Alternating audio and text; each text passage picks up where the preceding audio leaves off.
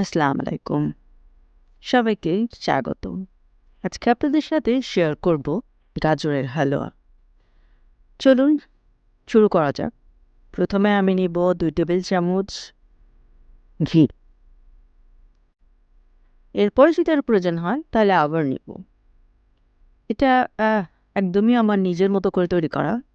আমি খুব এক্সপার্ট না, সুতরাং ভুল ত্রুটি হলে ক্ষমা করবেন। ঘিটা আস্তে আস্তে গরম হচ্ছে। আমি লো ফ্লেমে ঘিটা দিয়েছি। এর মধ্যে ৩টে এলাচ দিলাম। এরপরে এতে দিব একটা তেজপাতা। আমি খুব বেশি মশলা মিষ্টিতে ব্যবহার করতে পছন্দ করি না, এজন্য দারচিনি বা অন্য কিছু আমি আর দিইনি।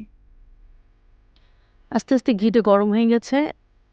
এখন এতে আমি দিব গ্রেট করে রাখা গাজর। আধা কেজির মতো গাজর আমি গ্রেট করে নিয়েছি এবং সেই গাজরটাই এখন এখানে দিব।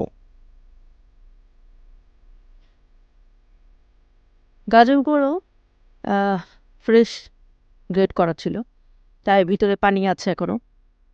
তা আমি পুরো ভেজে এটার ভেতর থেকে পানিটা যতটা কমিয়ে ফেলা যায় সেটাই চেষ্টা করব এবং যাতে সাথে সাথে সিদ্ধ হয়ে যায় সেদিকেও খেয়াল রাখবো।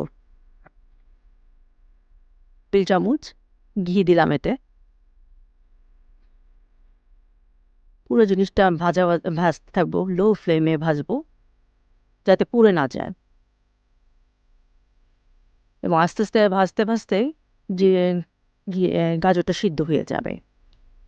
অনেকেই গাজরটা দুধে সিদ্ধ করে নেয়। আমার দুধ খুব বেশি খাওয়ার অভ্যাস নেই এবং আমার টলারেন্স মানে ল্যাকটিক টলারেন্স খুব কম, সে কারণে আমি খুব দুধ কম ব্যবহার করি।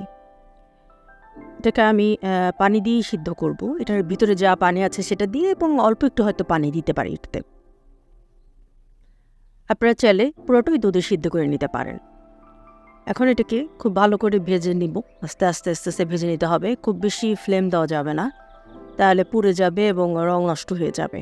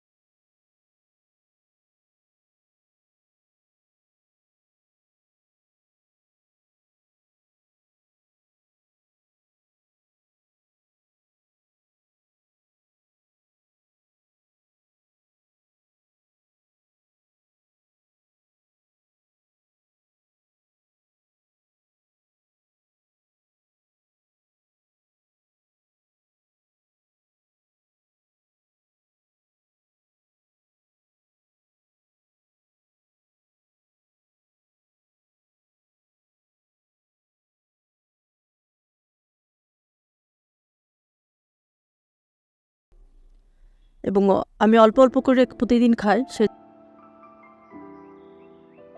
একটু শুকিয়ে নিচ্ছি যাতে অনেক দিন পর্যন্ত এটা থাকে। আমি প্রতিদিন অল্প অল্প পরিমাণে এটা খেতে পছন্দ করি এবং আমার আম্মু। এখন আমি এখানে চিনি দিয়ে দিচ্ছি, যে যার স্বাদ মতো চিনি দেবেন। আমি খুব বেশি চিনি দেই না গাজরে, কারণ গাজর নিজেরও খুব মিষ্টি আছে। এখানে আমি ৩-৪ টেবিলের মতো চিনি দিয়েছি আধা কেজি গাজরে। এখন এই চিনিটা মিলিয়ে নিচ্ছি। এরপরে দিব পাউডার দুধ। পুরোটা শুকিয়ে এসেছে, এখন পাউডার দুধ দিলেই ড্রাই হয়ে যাবে। পাউডার দুধ ১ চামচের মতো দিয়েছি, যাতে যতটুকু পরিমাণ কোনো পানি টানি থাকবে তাও যেন দুধ দিয়ে সেটা শুকিয়ে ফেলা যায়।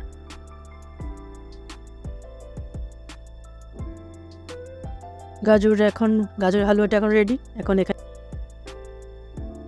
কুচি করে রাখা আমন্ড দিয়ে দিলাম এখানে।